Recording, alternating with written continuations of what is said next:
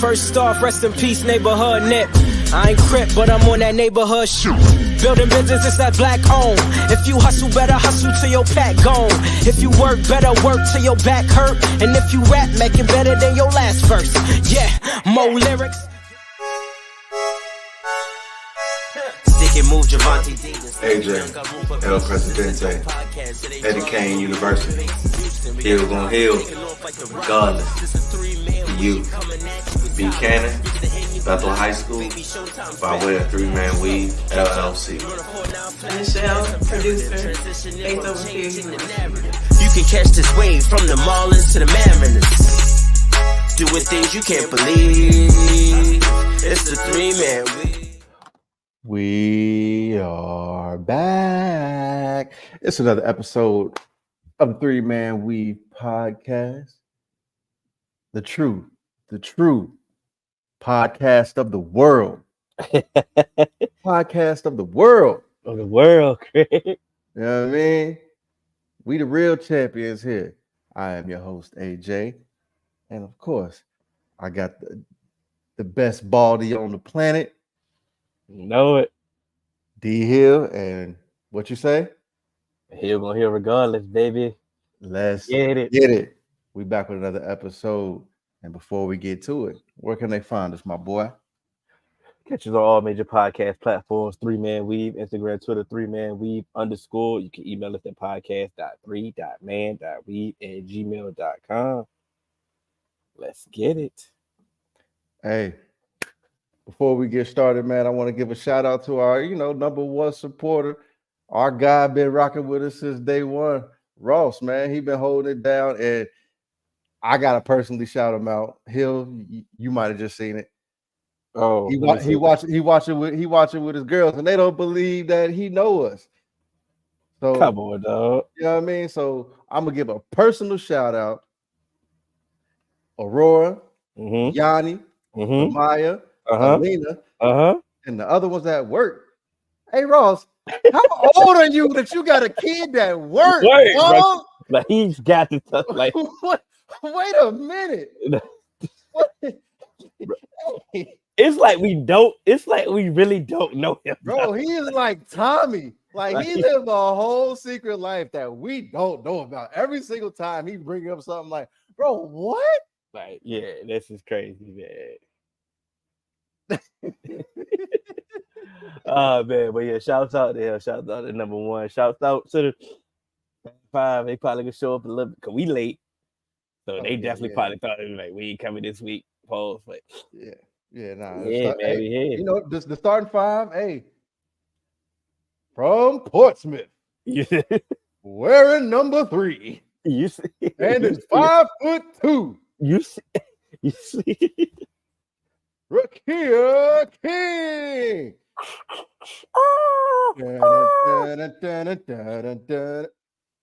Man, right. It's funny. The Olympics is the Olympics been Olympicing. Oh yeah, 100%. I think like it's not the fact that it's a social media era. I think it's just the fact that it's happens every 4 years, and it's like we just see it's like we just coming together as one to watch something that's rare, Yeah. And it was some smoke behind it. Obviously, we still got men's basketball still going on. They are handling business, as of each game they have. Same for the females as well for the basketball. It's over. Simone is done, right? Her competitions is done. Simone Biles. I believe so. I want to say yes. I believe she went over there and handled business.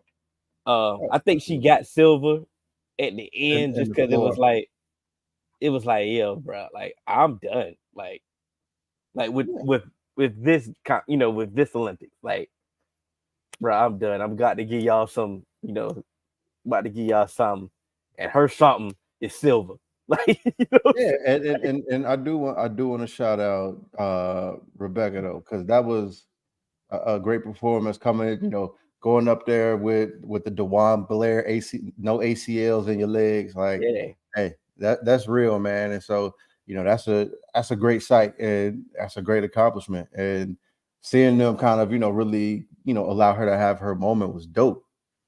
That was dope as hell, to be quite honest. And the fact that when Simone was like, "Yo," like I don't know if she said it. I don't know where I heard it, but I did watch she got a Netflix documentary out.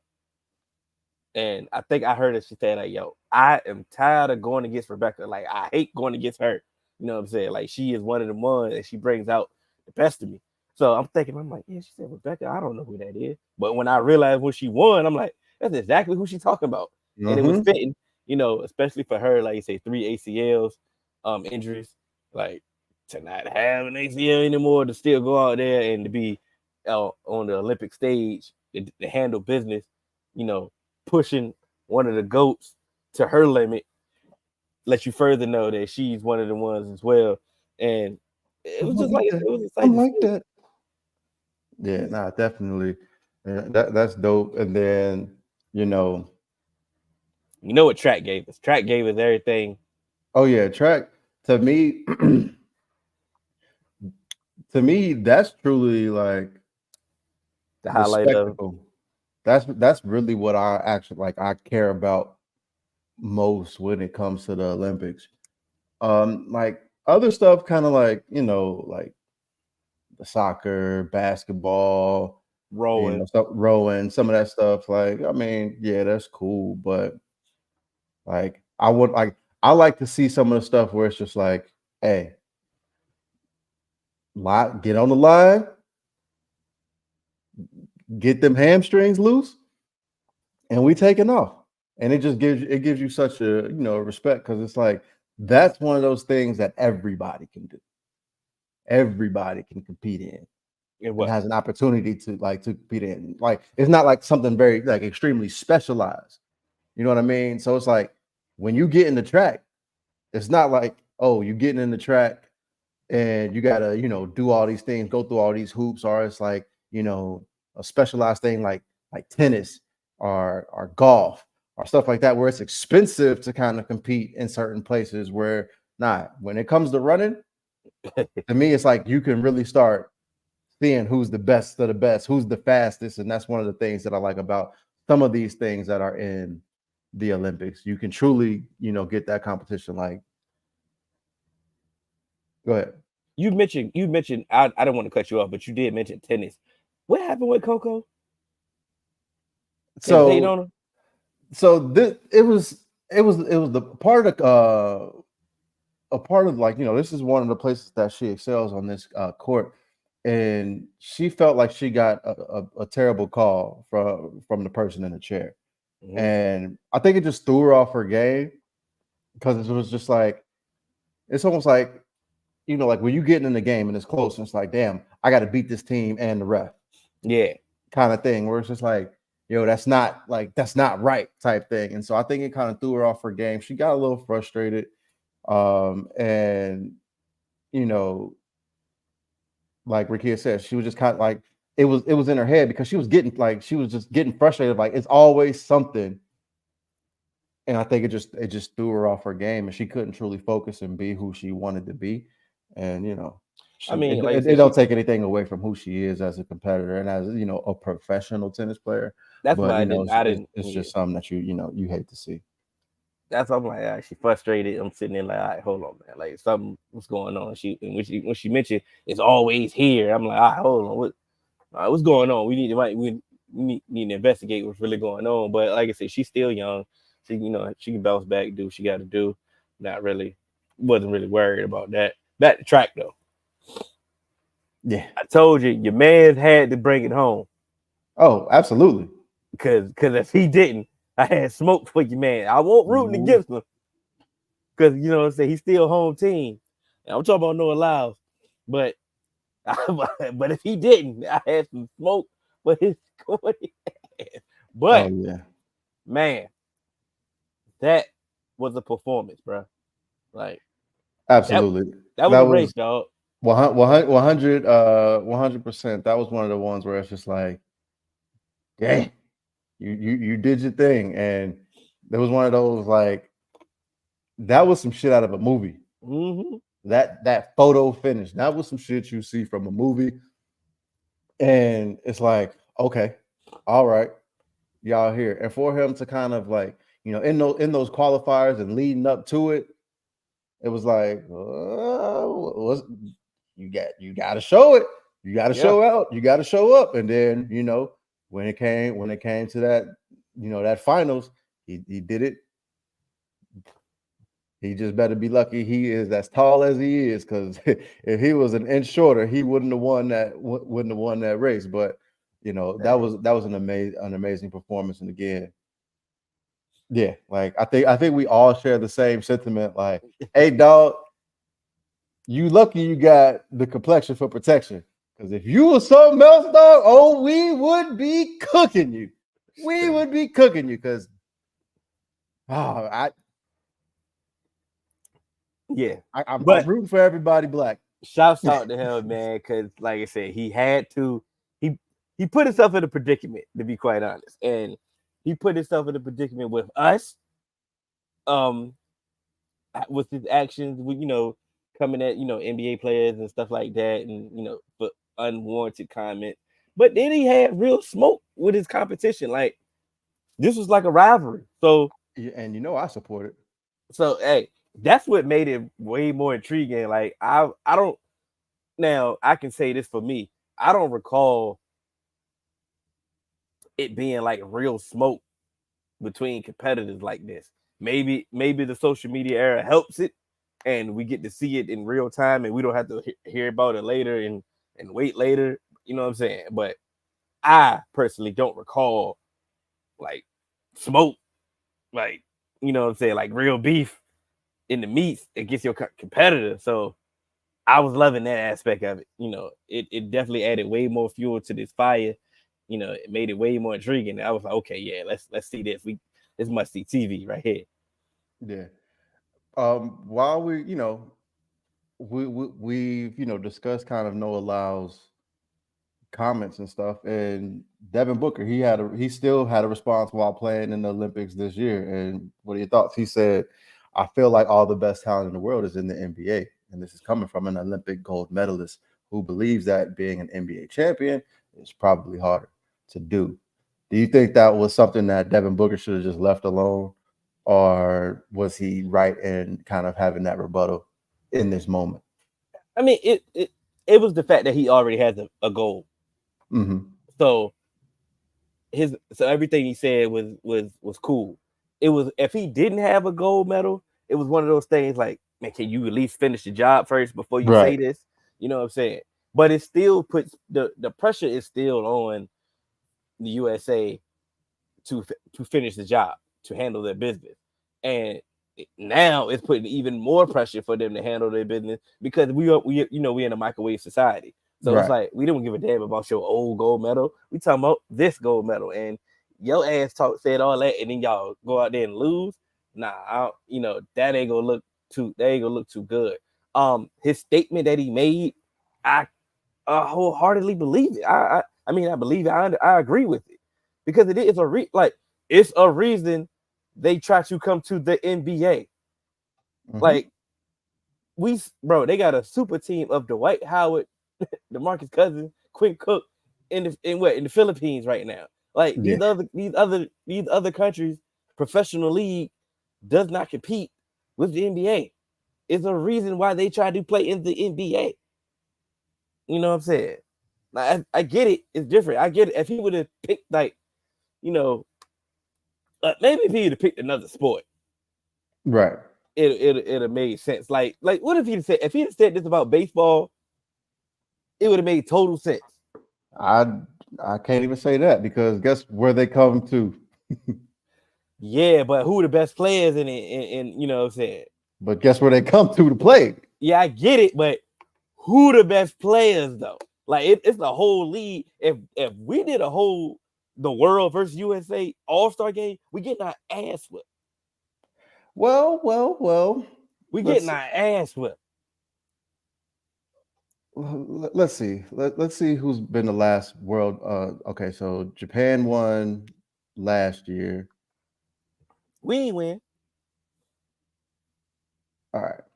But speaking of we ain't win, I do want to give a shout out to a couple silver medalists. Let's go.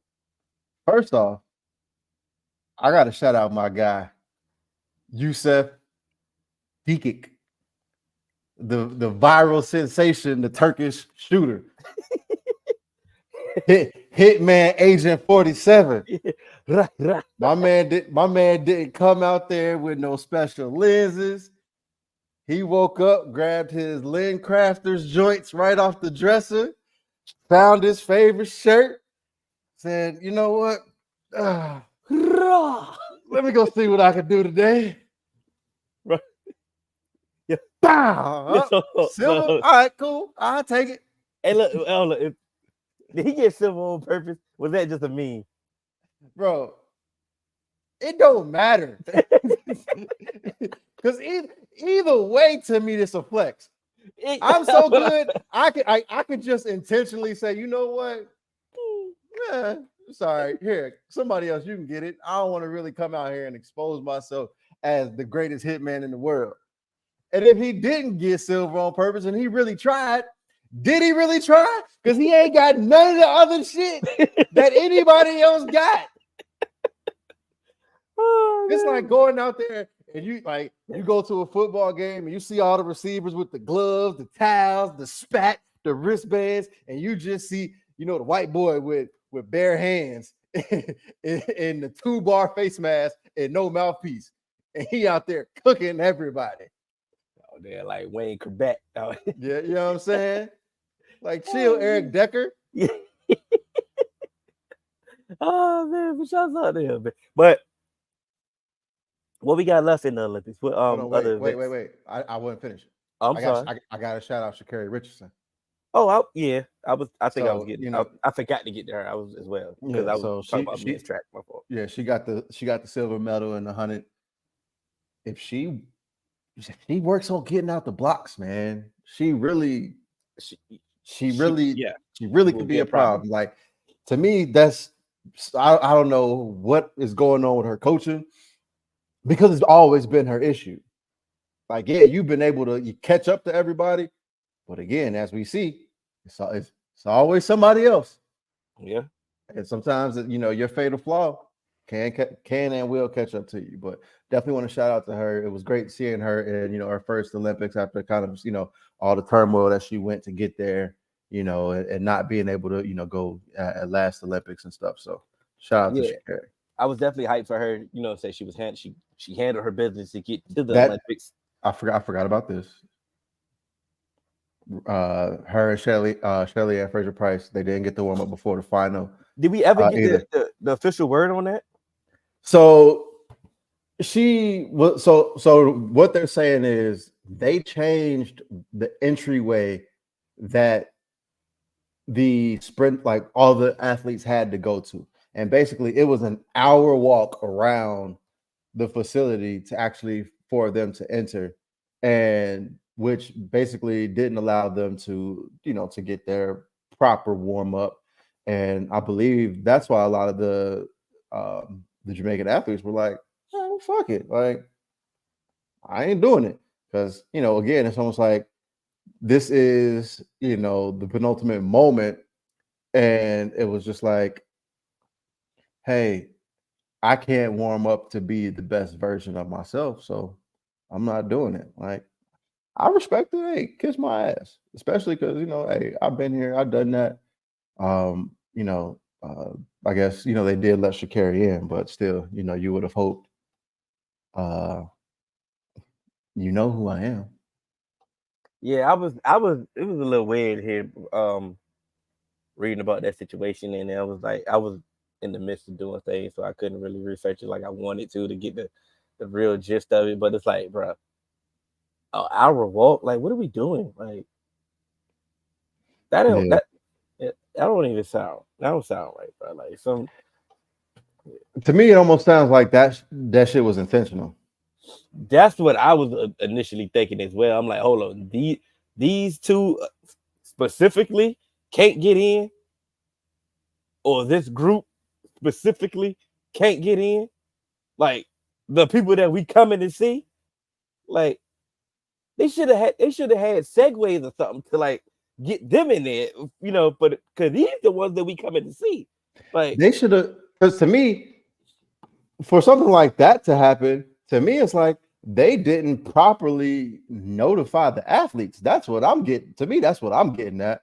Because why are your two like premier athletes in in these sprinting events, they didn't get the word. That's just weird to me. that's weird. It sounds a little funny. You know what I'm saying? Sound like some high school home cooking type to me. I didn't want to accuse them of that, but it's like it's a little fishy, bro. A little fishy.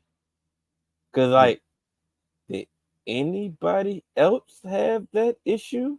Like, Yeah, like it only seems like there was a specific group of athletes who had that issue, or maybe it just wasn't publicized because I guess other people got in time for their warm-ups and their heats. But like I said, that sounds weird to me.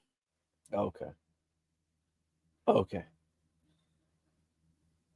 All right, what we on next? This was supposed to be Shelly's farewell run. Maybe she would just switch gear and do it in the program next summer. I mean, she gonna go out proper. Everybody, most athletes always want to go out on their own merit. So she'll figure out how to go out how she really wants to go out. And regardless, she's still a legend. So Yeah. you would hope that she can get it at this, but I think she's still a legend, and so it's unfortunate, but it don't take away from her legacy. We had what's left in the Olympics though? I did want to ask that. Other than we have basketball still left. I think there's soccer. I think there's women's soccer. Let me see. Yeah. They won today too, right? Yeah, 1-0 against Germany. Mm-hmm. Let's see. So Olympic schedule and results as of we got let's see, we got the marathon walk. I do not care about that. I see an old girl lose that joint too. Yeah. You still got golf, taekwondo, handball, diving. Hey, okay. I actually do be watching diving. That shit kind of dope to me. For sure. For real. It is, man. And we still got the women's 100 hurdles, men's high jump. Oh yeah, we still got some stuff. I'm about to say we still it just turned August. Like, yeah. We still active. We got the men's 800. Oh yeah, we still got some stuff. Yeah, it ain't over. Right. Oh yeah. We had a trade rumor that actually got intensified today. Oh yeah. Brandon Ayuk. And I just want to say, when we discussed this when they lost in the Super Bowl, we were laughed at when we said that either him or Debo will be traded. We got laughed at. Yep. I mean, they laughed at us hard. And I'm sitting there like, all right, we'll just wait and see.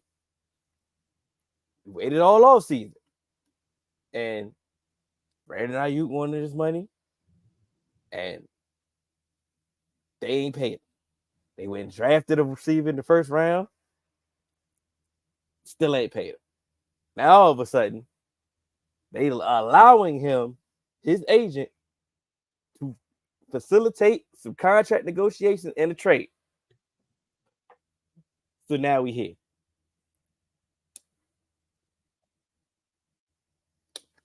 Yeah, that wasn't a planned pause. I don't know how we did that at the same time. It's definitely pause, but but yeah. So to me, it's kind of crazy because you could kind of you've definitely been able to see the writing on the wall, and we, like I said, we posed this question because to me, the way that their funds were allocated, it was almost like you could tell after that somebody wasn't about to get paid. And that's why we asked, which one is it going to be? You keeping Debo or you keeping Ayuk? I don't It's necessarily. almost like they put they put in the sand. From my opinion, I could be wrong. I could be 100% wrong because this is a hypothetical, I guess a hypothetical thought because we'll never know, right? But I truly believe, based off the offseason, based off what we know, if they would have won the Super Bowl, that contract that Devontae Smith signed, Brandon Ayuk would have easily signed that contract. I truly believe that. He would have signed that with any pen instantly. And I'm only talking about that specific contract. And the reason why I say that is because winning is infectious. You're happy.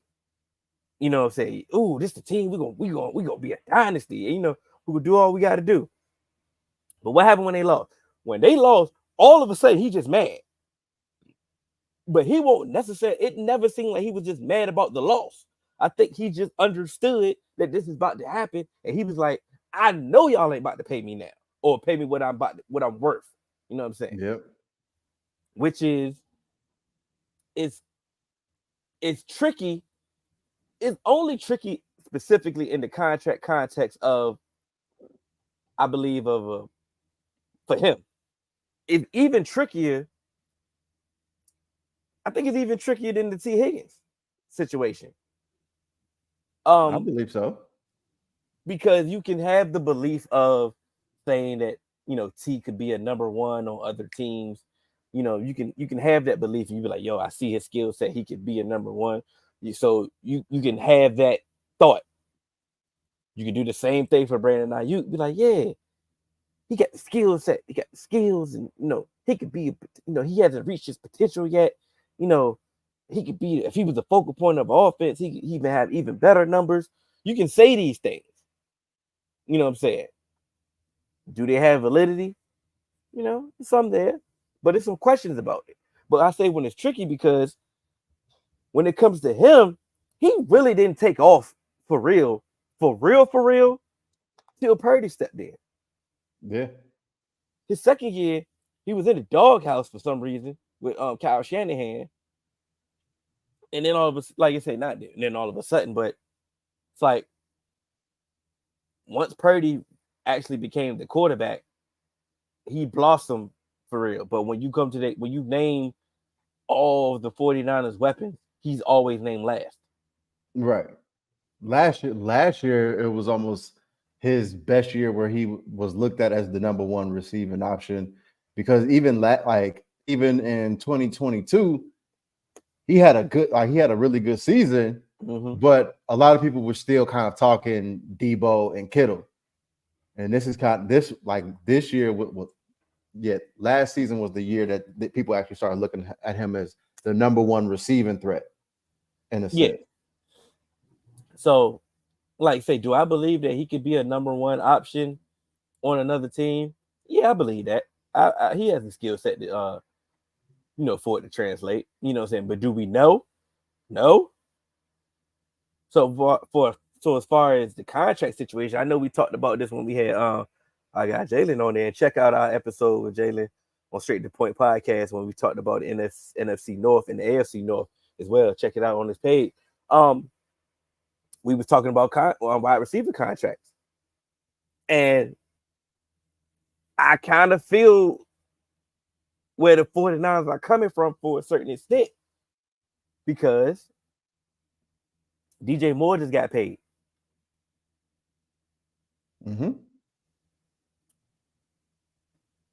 Can we say DJ Moore is a better wide receiver than Brandon Ayuk?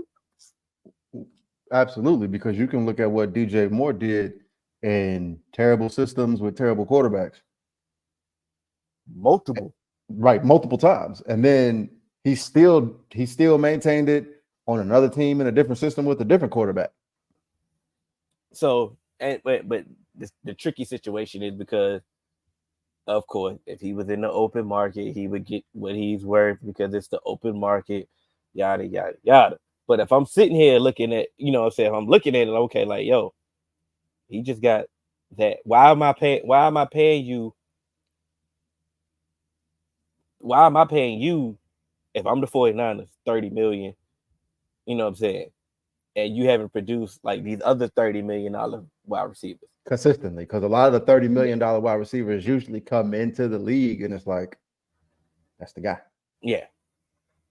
And so it's a tricky situation. Yeah, and the reason why I think, you know, for some organizations, I respect them for setting the precedent, because sometimes you don't kind of get this media outcry like you get, like you brought up T. Higgins.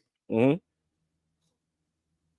I've been telling you, you know, other people have been telling you, hey, we know how Mike Brown operates. Mm-hmm. Hey, dog, you're not getting traded. So you can sit out, you can request a trade, and what Zach Taylor, Duke Tobin, Mike Brown, what they always say, oh, you know, come September, T. Higgins, he'll be a Bengal. And, you know, we look forward to having him and having a successful season. Jesse Bates, he's going to be a Bengal. We're not trading him. Come September, he'll be with us, and we look forward to having a successful season. AJ Green, we're not trading him. We look, you know what I'm saying? And so sometimes there's like, you know, as much as you want to, you know, criticize teams for, you know, kind of doing those things, there is power to that, because now a lot of times the media be forcing people's hands, and a lot of these teams, they will crack under pressure. Yes. And sometimes you can see it by some of the deals that get made. It's like, really? That's what you like? Nah, like if you feel like you like, and that's like, you could tell by some of these trades that we've heard, like it's not pictured up here, like the Amari Cooper trade. Like, why would you do that when you got this version right here? Just play it out. You already know how he works in your system and stuff like that. Now it's like, it's the same thing that I said when they was like, you know, saying like trade T. Higgins for some wide receivers. You're trading a player for a player. Like, you're opening up a hole to fill it with with the same person in the hole, and you already got that. Don't do that. We went back and forth on that. But yeah, like, I was about to rehash that, but yeah. But that's kind of my point. Like some of these things, like, okay, each team may get something different, and where they can fill different needs, or they can fit their, you know, timeline that they may be on or something like that. But it's like, I think where they dropped the ball at is, like you said, they did everything right except trading them before the draft. Yeah, because if you trade them for the draft, you can acquire the picks. Like see this Steelers pick right here. If that's before the draft, go ahead, because then you add that extra first round and a fourth round. So it's not you're creating a hole and then you can't fill it. But then you turned around and drafted a first round wide receiver. So like, you did half of the plan. So that's the part I don't get. Let's talk about some of these destinations. We've seen the Browns was in the making. They seen they was going, like you said, they throw Amari Cooper in, and that made no sense to me whatsoever. Absolutely not.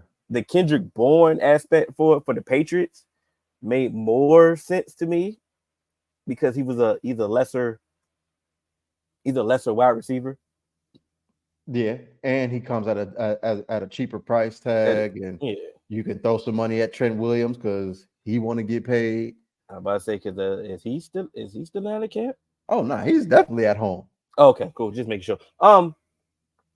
So I do like the Patriots there. I think the Patriots once again, they tried to make a trade for him during draft time anyway. So the Patriots definitely been trying to acquire him. A report just came out saying that they willing to cash out on him and make him a top 5 paid receiver. Which is not, I mean, we seen everybody get paid. So I think that's 32 minimum, right? Yeah. And for the Patriots, I don't hate it, because I love it. That's what I'm saying. So like, who else are you really truly paying right now in this timeline? And what do we always hear? Hey, you got a rookie quarterback, surround them with the talent. You got Jalen Pope, and you know, you got Kendrick Bourne, you brought in some young guys. Yeah. What does it hurt to throw another body in there? And I know Matthew Judon wants to get paid. They just paid Gottschall, but you still got the money. That's one of the reasons why Judon wanted to get paid. He's like, hey, y'all sitting on some bread right now. That's another thing, though. I would have moved Judon too, but I mean, some of these things, know how I negotiate, bro. I'd have moved Judon. Like Judon was one of the ones I might have moved him through the draft because again, timelines. I don't give a damn winning, bro. We can try to, you know how to negotiate. Hey, let's try to fix this. Hey, if it can't be fixed, you out of it. I'm not going back and forth with all these, with all this stuff, the situation. It's where do you think he's going? I personally, Gillette. Hey, I think the Patriots, the man can get. I think the Patriots definitely are the one, and I think they need him the most. Yeah. And with, like I say, they just got Pope. They Javon Carter, not Javon Baker, or something. One of them. Javon Baker. Baker. Both out the draft. I like both of them, but I don't think they're ready yet. Yeah. But when you get an Ayuk, they can ascend at their pace that they're accustomed to, and it can be even better. I like that, man.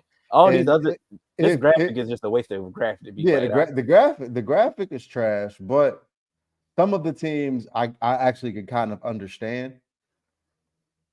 Actually, a lot of the teams on here I can understand. Cool. Not the pieces that they would give away. Oh, no. Yeah, teams. You said teams. The teams. Like the teams, they all make sense. Who? To try and get Brandon Ayuk. All these teams? All of them make like. No. Oh wait, I forgot I see the Browns on here. Not the Browns, but the other ones, and maybe the Colts. But again, the Colts don't make sense. The Commanders don't make sense. The Jets don't make sense. The Jets make sense. The Jets make no sense. And here's why the Jets would make sense, but I don't understand what they would do financially, because I feel like it would just be a problem unless you get them as a 1-year rental. Because you got Garrett Wilson, and who will be better than him. Who will be better, but then you got Mike Williams. Mm-hmm. Exactly. Can he ever stay healthy? No. And that's what I'm and so then you like once you start elevating some of them other guys up that can't stay healthy, and to me, having Brandon Ayuk and Garrett Wilson, to you they may seem kind of redundant, but to me, when you got a 40-year-old Aaron Rodgers coming off of an Achilles injury, you want dudes that can get open quick. And to me, having them two dudes that can get open quick would help. And I know you don't want to do nothing to help old A-Rod. But to me, that's why I believe it works. And then trading a second-round pick, I think is helpful. Michael Carter, but to me, yeah. Why would he be going to the 49ers when they got whatever? But the reason why it don't make sense because, like I said, it comes with a $30 million minimum price tag, like you say. And that's why I say unless they're doing it as a 1-year rental because of the expectations that they have. If you're doing it as a 1-year rental, then he might as well stay his ass in San Fran if that's the case. But that's why it doesn't make sense to me. Even the Colts don't make sense to me. Like you said, you just paid Michael Pittman and you just drafted A.D. Mitchell. Like, come on, at some point. Like, what are we doing in this? Like, what are we doing here? Like, of course, but again, I think Pittman and A.D. Mitchell would operate in different parts of the field, and you got Josh Downs, but he's a better version of Josh Downs. You get what I'm saying? So I think that elevates your room. That's all I'm saying. So and you want to give Anthony Richardson from like the 27 minutes of football that he showed you was like. Okay, we got a little something here. You feel me? But so you did that. You did that, and you did that with a prospect that has the potential of being Brandon Ayuk. Like, but the only reason why I'm saying that is because you saying a prospect that has the potential to, and that's the only reason I'm saying. So like now it doesn't like. Now the prospect that has the potential to isn't necessarily thrust into if he's not ready. That's all I'm saying. Yeah, that's what I'm saying. That's coming with a price tag, and you already paid Pittman $25 million. So you paid Pittman $25 million, and you paid you're gonna pay Brandon Ayuk $30 million, and you got a first round wide receiver that can't reach his potential. Yep. Like, all right, that's bad mismanagement, roster mismanagement. Of course, but I can understand it. So here's the one that I understand, but he don't really deserve to move. But he kind of do. Man, Devontae, man. Devontae, man. Send Brandon to Oakland, dog. Let him be on receiver. Go. Yeah, let him go to San Francisco. Because he really was like, because he left because uncertainty with his quarterback in Green Bay. And the Green Bay situation ended up turning out to be A-OK. And he wanted to go play with his college homeboy. And when he got there, they shipped his ass off. And now they got him catching hospital balls, man. Yeah.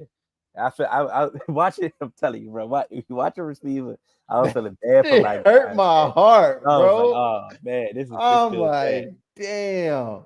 But even when you think that don't even make sense from a, because that don't give, because it really don't give the Raiders no cap relief.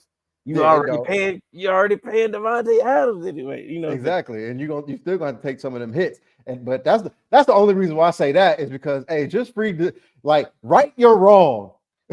Right your wrong that you created with Devontae. Y'all ain't going nowhere. And for me, I know, I'm my fault. Let me cut you up. But for me, the same thing about that I said, my same logic that I use with the Colts, I'm using that for the Commanders as well, bro. Like it don't make sense to me either. Like, bro, you have Scary Terry. Scary Terry is the number one wide receiver. You know what I'm saying? Like, he's the number one wide receiver. You drafted Jahan Dotson. He regressed in the second year, but his rookie year was legit, was okay, was good. You know what I'm saying?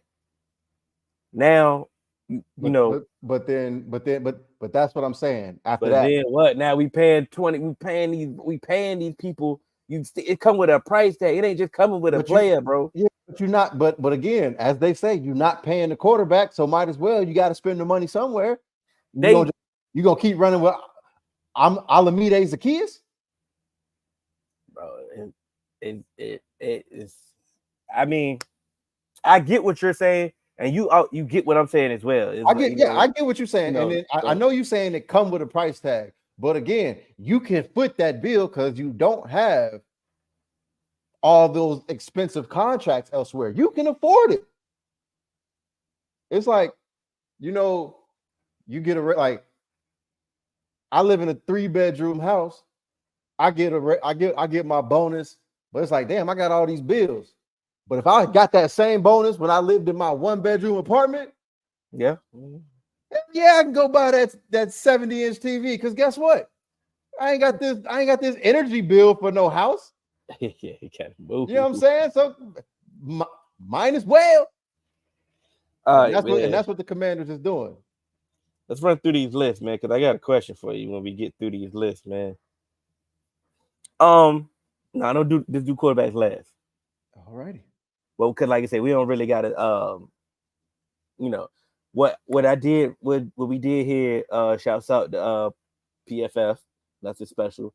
They did all the lists, separate. Power to force. Made it easy. They did the work. So they did the Madden rankings. They did the ESPN survey rankings. And then they also had PFF. They had their own rankings as well. What I do like about the ESPN survey is it's not just that one person that does it. You know what I'm saying? He's, coaches, players and all, whoever he's asking for a whole bunch of picks, and he's doing the averages of where they are ranked. So, if the highest person was ranked 3rd and the lowest person was ranked 6th, you know what I'm saying? They're going to average in, 4 or 5 range or something like that. And then, you know what I'm saying? So it makes sense. It makes sense of how they get their list. So I respect that, the work that they put in, you know what I'm saying? PFF, you know how PFF is. If you put value on what PFF does, then, then you're going to respect their, you want to put value on their list as well. Madden is Madden to me. Madden is for the players to complain about. Like I said, Yeah. I've never looked at the Madden rankings and let that be the end all be all of life. Of Because where you think a player is, because Yeah. boy, I got some issues with the Madden yeah, stuff. if like you said, if you ever use Madden as the litany of where you put your rankings of, then me and you got to stop having the conversation. You know what I'm saying? Cornerbacks. Anybody on this list? Any questions? Any blinking red light? So what I will like to say, just kind of as what we've seen, you see, the ESPN survey, they got Denzel Ward number 2. Mm-hmm. I like Denzel Ward. Denzel Ward is a beast. Mm-hmm. Not quite sure if he's number 2 at this point. He's not even on PFF. Yeah, and that's where I was gonna kind of have some questions, because it's like Charvarius, like I feel like Charvarius Ward, I like him. I think he should be somewhere on that list, and I don't know what. I think I would replace him with Denzel, but he's still like, he's not number 3 to me, like he is on PFF. So that's one of my issues. And Jalen Ramsey. I didn't want to say it, but I think he's still getting some of that nostalgic. And yes, he is. What I do want to say is, though, he's still one of the best. Right. Like, he's still playing as one of the best. Like you said, if you still want to rank him top 10, I'm okay with that. And they also said that there was tons of issues with Fangio and a lot of stuff going on in Miami. So I have some I understand, if you want to drop him off and then see what happens this year. Michael Carter in PFF. Yeah, PFF. This might have been their worst. Yeah, this one I had issues with. Like Michael Carter, I understand, that duo, but it's just like there's a lot that goes into it, because again, we talk about, like we've always talked about assignments. You see who's number 1 on this list? Yeah, Sauce. Come on, man. Right. So guess what? So, like, you send Sauce out there, you tilt the rest of the field over to Michael Carter. Yeah. And so I think his numbers might look inflated because of that. I do like seeing Devin Witherspoon on that ESPN NFL survey, though. Already? I'm perfectly fine with it. That's me. I'm perfectly fine with it because of how he plays. I like how he plays, in the run game too, to be quite honest. And so I think that, and I think that's one of the reasons why I feel like. Go ahead. What you go? I think that he's aggressive and he's great. He's great in coverage. So to me, those 2 aspects are what I really and truly appreciate about Devin Witherspoon. And again, I'm just saying I like seeing him on this list. I'm not saying, oh, he needs to be higher or anything like that. I think he's in a good spot down here and getting that recognition for who he is. And, Tariq Woolen, he did, he didn't continue on a trajectory that we thought he would after his rookie year. But I think Devin Witherspoon, he has the capabilities to really be one of them lockdown guys in the league. So I like seeing Spoon here. I like him too. Don't get me wrong. It's just like you say, after 1 year, it's like, okay, cool. I mean, Sauce was here 1 year, and I think Sauce and Surtain, they made these lists after 1 year. Yeah, they was rookie of the year. Yeah, but I think Spoon, who got rookie of the year this year? I think of somebody who shouldn't have got it. But anyway, you good with this list, or you want to move on? PFF not even having L'Jarius Sneed. That's who it was. Yeah, L'Jarius Sneed. Get Teron Johnson, Kendall Fuller, Michael Carter. Get all of them off of here and just give L'Jarius Sneed all 3 of their spots if we want to. If that's the case. He's still up. All right, we'll call him after this, okay? That's my tight work. end. This one we can run through quick. I don't have no issue with The the NFL. tight end. Yeah. I think the top three. That's definitely chalk. How do you feel after 1 year, Sam Laporta being 4 and 5 on ESPN and PFF respectively? The year that he had, was definitely one of those years. But it's like, who are we really arguing? To go over him. To go over him, like you said. I mean, I get it, T.J. Hockenson, but he ended up getting hurt. So it's like, for me, it would be a T.J. Hockenson. But everybody else been so inconsistent, like Njoku, Dallas Goedert, Dalton Schultz, Evan Ingram, Cole Kmet, all these other people. Like, they've been. You are talking on the mic right now. They've been inconsistent, so it's like, who can we really like? Yeah, and that's truly the thing that's kind of tough with this list, is because outside of the top three, it's really a whole bunch of inconsistency. You know what I'm saying? So it's a bunch of guys that are kind of up and down, not necessarily true like focal points in their offense. Like, you got Sam Laporta, who was like the number 2 receiver on his team, but it wasn't like Travis Kelce, he's the guy. Mark Andrews, he's the guy. George Kittle, he's not the guy, but he does it all. So that just is what kind of still allows him to kind of man this number 2 position in this list. So that's one of the reasons why I don't have any issues with this list, because outside of these guys, you can really just start sliding anybody anywhere. Whether it be potential, upside, projection, like PFF having Kyle Pitts on their list.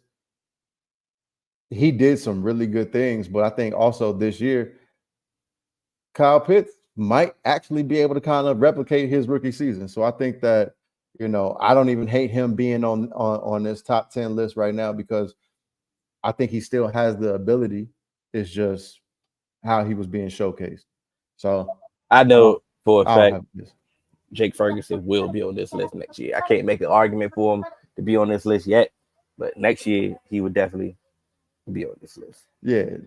Jay Satford. I like seeing Trey McBride on this list, because quietly Trey McBride had a really, really, good season. And so I think everything that they're going to put in place with, having a healthy Kyler Murray back, having, Marvin Harrison Jr. on this team, and then you throw in Michael Wilson and some of the other pieces, I think Trey McBride is really finna eat over the middle. So I think he gonna elevate on this list too. Yeah, I just think it's a little bit too early for him, in my opinion, but we can move on.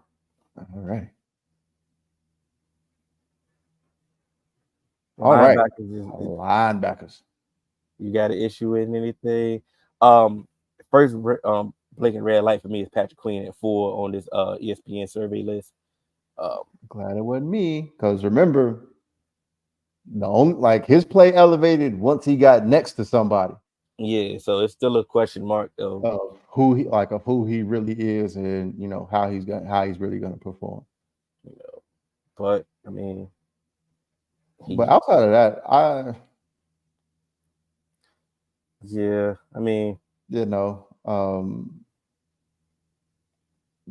Bobby Wagner.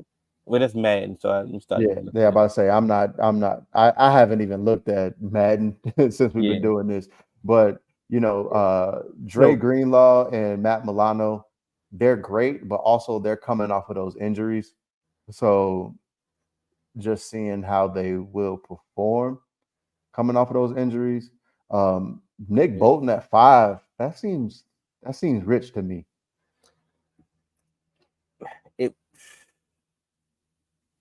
He got hurt last year, right? Yes. I think that's what messed it up for me, because I think he was on that trajectory of of being solidified at this 5 spot. Like, you can really make a legitimate argument. But yeah, I also on the ESPN survey, I was surprised to see Demario Davis so low. Like from a survey aspect, from a survey of NFL like people. That's crazy to me, especially to have Patrick Queen at 4 and JOK at 6. Yeah, like so to me, there are people that Demario. I don't think Demario Davis should be any lower than 4 on this list. If you want to say Fred Warner, Roquan Smith, Matt Milano, maybe even Dre Greenlaw, but that's it.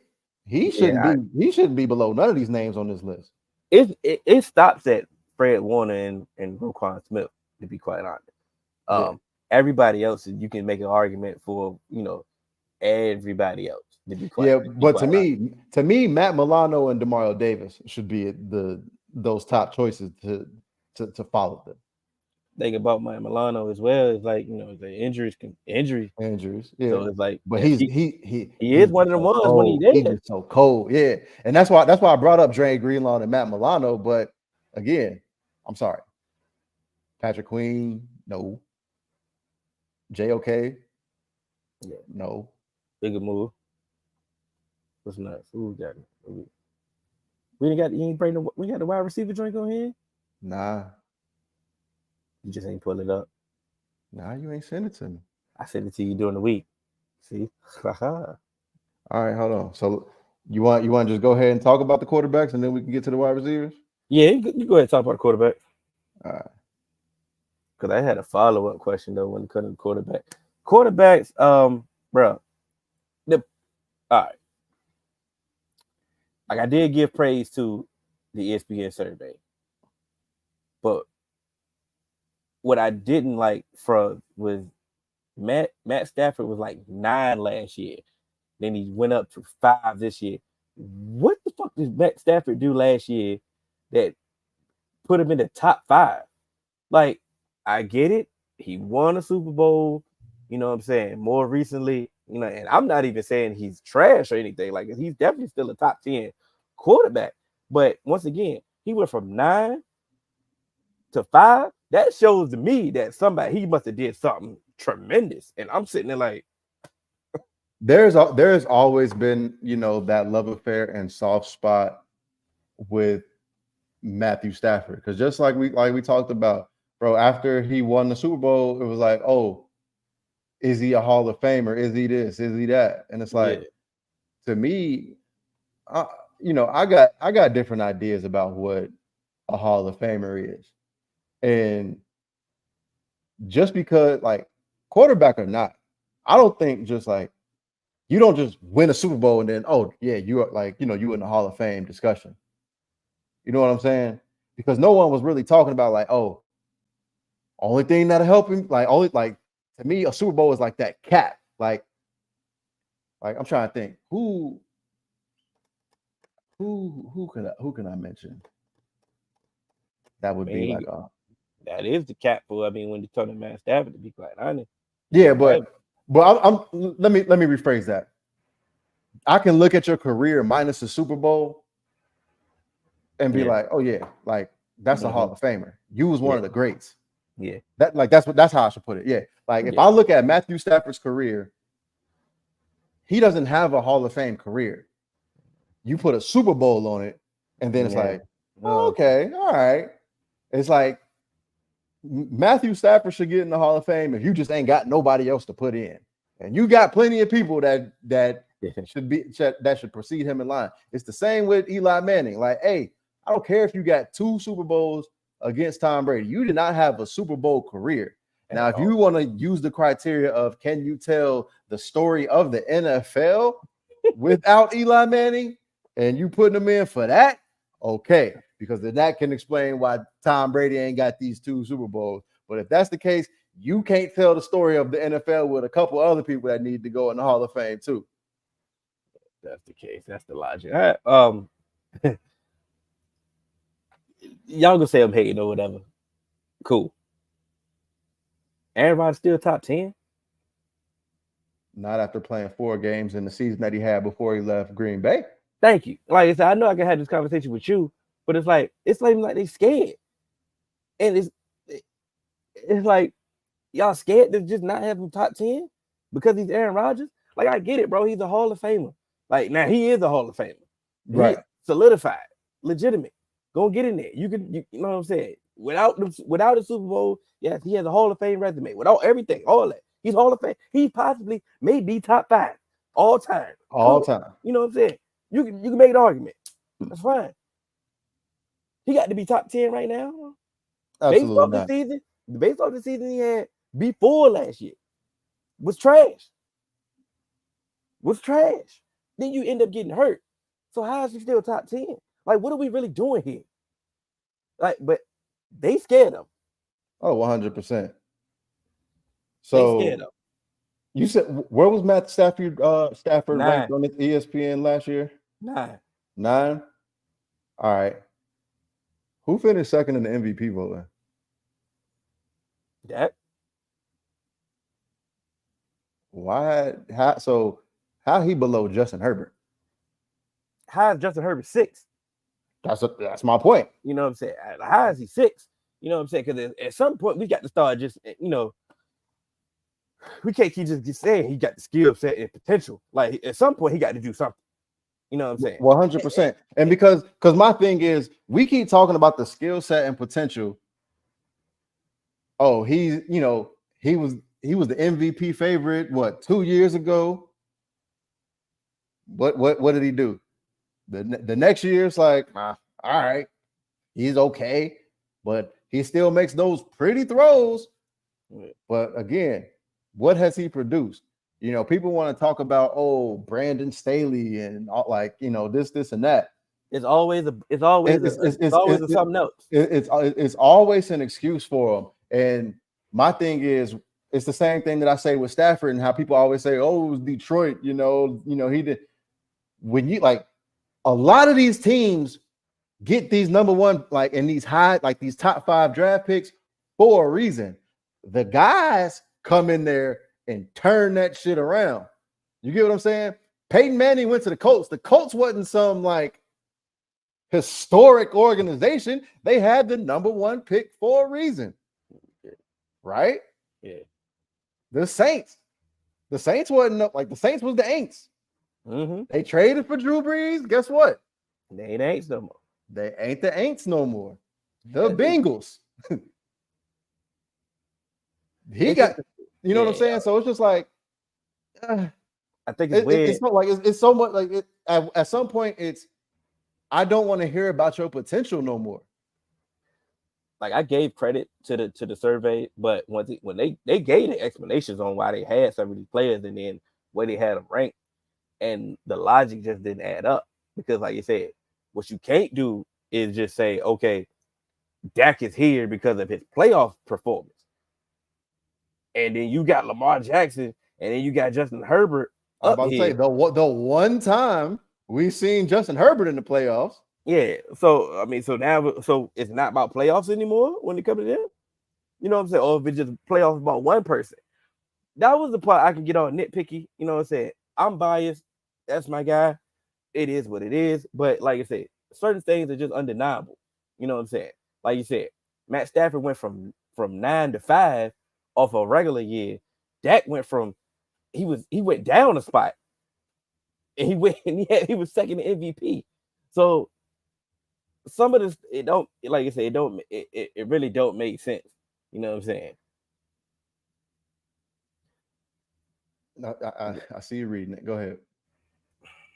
It's a respect thing. Who was Aaron Rodgers' weapons during his last year in Green Bay? 11 in passing yards, 7 in touchdowns.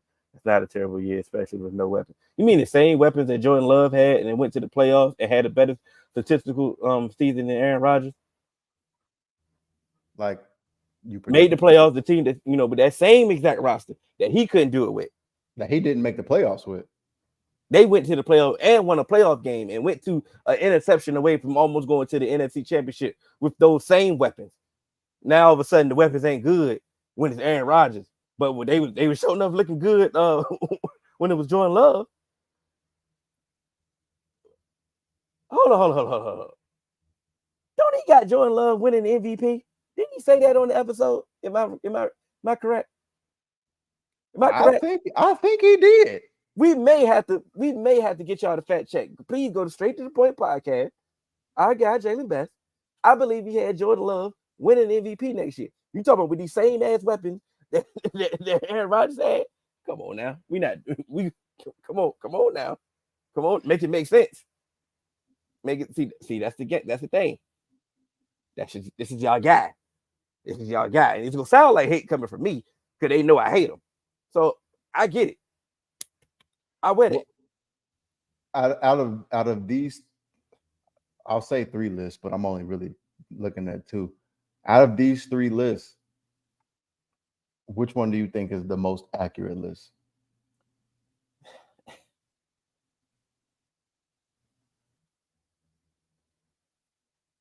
ESPN survey. I'm gonna go with the PFF. PFF. I knew you was. I'm going with PFF. Be quite honest, I should have went with PFF anyway because, like I said, bro, I get it. I love Joe Burrow just like you do, bro. Every list should have Lamar Jackson second. Like I don't give a damn. Like I don't care about none of this other stuff that y'all trying to say about any other quarterback. Y'all trying to lift them up and all that. Cool. You know. As much as I hate to say it, I've always what have I said for the last 2-3 years? A healthy Lamar Jackson, they win in the division and they in contention for the number 1 seed. I've said it for the last 2 years. Yeah, so that's what like I said. It should be easy. Like I said, you start making your arguments, and praises for Josh Allen, and do what you got to do. Joe Burrow, oh, that's cool. That's fine. You know what I'm saying? Because to me now, everybody talked about Lamar Jackson, he can't win in the playoffs. You look at it now, what has Josh Allen done in the playoffs that Lamar Jackson hasn't? One, like you said, he got some wins on it. He got more wins under his belt. But they both made it to the AFC Championship game at the end of the day, and that's where it ends. And to me, yeah, you may have these wins and whatnot, but again, one playoff game, Lamar Jackson, he didn't play, and Snoop Hundley ended up playing because he was hurt. There was some injuries where it messed up their playoff seed in the prior year before that, and then they had one of the most injured teams ever, and so y'all both made it. Y'all both ended in the same spot at one point in time. And this is the even though we all know that our guy Dane hates Lamar Jackson, this is a valid statement. Josh Allen has played better individually than Lamar has in playoff game. Yes, he has. I think the worst playoff game that Josh Allen has actually had was the game against the Bengals. Yeah. Or that one where he tried that fullback pitch back against the Texans. Yeah, that was bad. That was early, so I can put that. It goes on your story, but it's not as bad as what you're trying to. I mean, not as bad as you're trying to make it, but it wasn't bad in that moment. It was early in his career, but like you say, when we started bring the totality of it, yeah. But also, for the quote unquote, Josh Allen has played better individually than Lamar has in the playoffs. And also, go look at Lamar Jackson's receivers that he was throwing to in the playoffs. And I hate to keep saying all these things to try and bail him out, but come playoff time, man, that stuff makes a difference. That stuff matters. And having a Stephon Diggs, Dawson Knox, Gabe Davis, that's a lot different than having a Hollywood Brown, Nelson Aguilar, you know what I'm saying, against some of these top tier defenses. And him being the entire focal point of the offense, him being the catalyst to the run game, the point guard in the pass game, it's like, okay, it's a little bit different than just a regular season game, because once we get to the playoffs, they're trying to key on you. And it's like, okay, we'll do everything that we can to stop this man and make them beat us. And that's what these good teams are able to do. Like you look at Steve Spagnuolo. Where does Steve Spagnuolo kind of cut his teeth? Pressure. And guess what? Guess what? Every quarterback struggles with pressure. And you know what's even harder? When you don't got guys that can separate one-on-one quickly. So, yeah. So maybe, with now, having Zay Flowers and stuff, that may help. And then you got Likely and, a healthy Mark Andrews back. We shall see. But, man, I just think, at this point in time, you gotta always keep Lamar Jackson up there. I do got a question, though. And I think you'd be the perfect one to answer this question. It's a two-part question, though. Is quarterback play better or worse in this era than it was in, let's say, 2000s era? The 2000s era. I don't know if I could say for better or for worse. I know this sounds like a cop-out. I don't know if I can say for better or for worse, but what I can say, it's easier.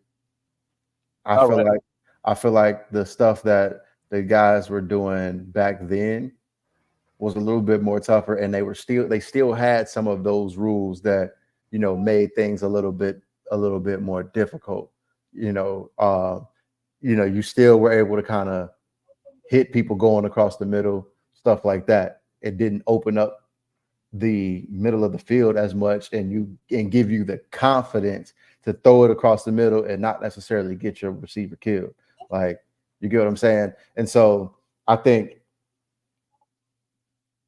you look at guys like, in the 2000s, you had Peyton, you had Brady, you had Rivers, you had Roethlisberger, you had Carson Palmer, you had Drew Brees. Hold on, don't go yet. Don't go yet. Okay, I get where you're going, but that was part of the. Now, I have this theory that most people view quarterbacks based off how their team has had a quarterback or has handled a quarterback. And I think you're the perfect person to have this conversation with because you have had all the variations of when it comes to quarterback. Like you've seen a first round bust, Keely Smith, right? Mm-hmm. You've seen Carson Palmer become, elite quarterback. He was in a conversation, top 3 behind Brady and Peyton. You know what I'm saying? You've seen that. You've seen Andy Dalton, somebody that, was an average quarterback, but he was viewed as we can win with this quarterback. Right. And you wouldn't say fast forward, you got Joe Burrow now. And when I think about it, when I was thinking about this theory, what do you think about the theory, And when I want you to answer that, because think about some of the conversations that you have with people in regards to quarterback. And then when you think about how they view quarterback, you be like, who is this team? And then boom, don't a lot of some things start to make sense. Oh yeah, 100%. I get what you're saying, and that's why I was saying, like, I feel as if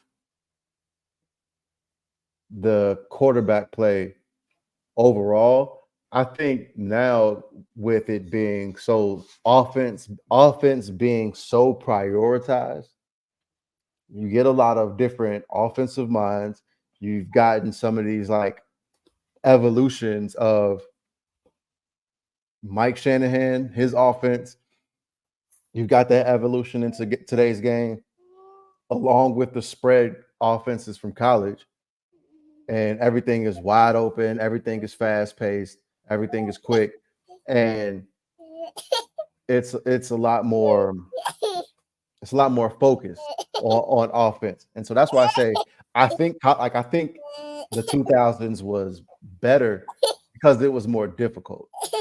And I'm not taking anything away from the guys right now. That's all I'm saying. And you would say the same thing. Like I said, it's easier today. All right. So back then, you had guys like Andy Dalton and Joe Flacco. They say, "Oh, when were they ever top 10?" Right? When were they ever top 10? Never. Right.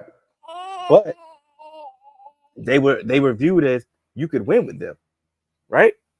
But now we look at it in this era. If you don't have a top 10 quarterback, they view it as like, if you don't have a top 10 quarterback, you have nothing. And so the reason why I think they say they view it as if you don't have a top 10 quarterback, you don't have nothing. I think they also elevate some of these quarterbacks into the top 10 because now they're in a system and it's a lot of like system heavy quarterback play that allows guys to succeed. And I'm not necessarily saying it's just all on like anybody that could just get on the field gets in them systems, but I think it does help. And I think being in that system allows you to kind of have the longevity to be able to kind of grow and make these mistakes. Because back then, you know, it's like, all right, this is the offense we running. Learn it. You don't learn it, you move on. It's that like now we see a lot of these offensive coordinators, they have the experience and the ability and the cognizance to be like, okay, this is what you do best. So this is what you do best. Let's try and take some of these concepts and kind of do some of that. That's what the good OCs do. And because we're seeing so many people get plucked from these good offensive systems, that's what you see. Because like you see what McDaniels is doing with Tua, right? You saw how he looked with Flores, and now he's on Madden's top 10 rankings because of what he does. And they're starting to realize if we're going to focus so much on offense, guess what we should do? Put a whole bunch of receivers and people that can score around them.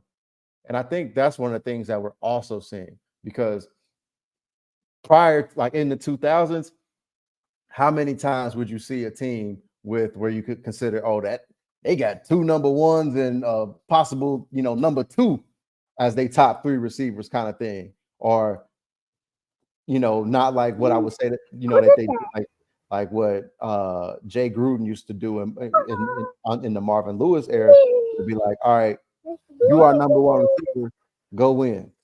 A lot of these guys are putting their guys in position to go win, and that's why you can see Cooper Kupp go for the Triple Crown. He get hurt, and then Puka Nacua come in and don't miss a beat. You know what I mean? And so I think that's what it is, and then you're making it harder for the DBs to cover. So I think the expansion and the guys, the elevation of all the receivers coming into the league at once, helping these guys, and it's a combo of the OCs, and that's why I think it's a little bit different.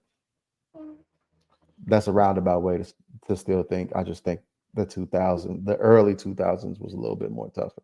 I mean, definitely was, like you said, it was definitely tougher. But like you said, you had circumstances, like you said, when we talk about, like you say, we brought up the offensive coordinators, and like you said, you had offensive coordinators back then that said, "Hey man, this is my system, dog. Run my system." Jeff Fisher not wanting Vince Young, putting him out there to set up the field, and he still went 8-8 his rookie year, won, you know, rookie of the year, and he sabotaged them basically. That's, you know, it's certain stuff like that. Now you have like offensive coordinators that's actually building offenses towards their skill set. You know, that's making some of these quarterbacks look better than they probably they are. But it's not a knock. It's actually, like I said, it's smart to play to right skill set, because play to their skill set, and that's why I say then, because they weren't doing that. So a lot of times it's like you just had to be good. You had to be good, basically. But like I say, I like I said, I take it and I use Joe Flacco as an example. Like I said, I didn't want to use Eli because Eli is a tricky subject. Because like I said, I truly want to believe, when was Eli ever top 10 as well? Like, and I truly really mean that. Yeah. Like, and I'm not trying to be funny, so that's why I use Joe Flacco. Like, Joe Flacco never, you know, never was into nobody's top 10, never was elite, never was none of that. And I'll even like, and that's what I said. I can. But he was viewed as somebody you could win with. Right. And here's my thing. I will even go as far as to say, like, like let's bring up Andy Dalton. Everybody used to say Andy Dalton was the Mendoza line. If your quarterback was better than Andy Dalton, you had an above average quarterback. If he was worse than Andy Dalton, you had a below average because Andy Dalton was average. And you saw, and like you could win with Andy Dalton if everything was perfect. The moment something wasn't perfect, it all came crumbling because he couldn't do anything outside of structure. One offensive lineman get hurt, one receiver goes out the game, your defense can't, make as many stops as it did, and give him the comfort of protecting leads and stuff like that. It all goes downhill. And so that's why certain times in the regular season it looked good, but then it just happened. Back then, not now. All right, goodness gracious. Oh my God. But like you said, say everything got to be perfect. That's Jared Goff. Yeah, but that's kind of one of the things. Remember when I said when it came down to the Matt Stafford trade, that's kind of what I said. It was like Jared Goff, everything's got to be perfect, and then when it don't go perfect, it looked like that 10-3 Patriots Super Bowl. You know what I'm saying? And you bring in Matt Stafford because he has the ability and the talent to do some of those things out of structure, and that Jared Goff's talent just won't allow him to do. Like Matthew Stafford's arm strength, all of that stuff. It was just that step above, and all he got to do is just be at the right time. That's all it was. At the right time. And get bailed out from a bullshit ass penalty for pass interference. But because his out of structure sometimes would lead the league in interceptions. Like, you know what I'm saying? But like I said, it was just that one, got to be right at that one time. And like you said, it's a lot of luck that goes into, some of this stuff. You know what I'm saying? I mean, I remember Russell. I can't do it no more. Russell Wilson threw 5 interceptions in one playoff game and went to the Super Bowl. So I mean, but hey, I mean, playoff record. Got to show up in the playoff. Right. But then it's like, oh, playoff wins. They start they'll forget the bad ones. Even if you play good and lose, they'll forget the stinkers where you play trash. But it's a good one, man. We gonna get stuck. We can start off into our got our NFL divisional series starting off next week. We got a QB draft that's gonna happen next week. We might start doing a little blind rankings. You know what I'm saying? We might have to start, have a little fun on here. This is when we come alive. I'm gonna bust your ass on that quarterback draft. It's all right. Turn on that NCAA today and see what happens. Set the stream up. All right, say less. I'm on the way. All right, man. Well, somebody about to take this L NCAA. You know what I'm saying? I ain't gonna say who. You know what I'm saying? But somebody gonna take the L. Hill got 2 L's in it for a reason. You catch us on all major podcast platforms, 3Man Weave, Instagram, Twitter, 3Man Weave _ You better look at podcast .3.man.weave@gmail.com. We sure just Russell back? Because it look like Justin Fields. Hey man, we out. Yeah.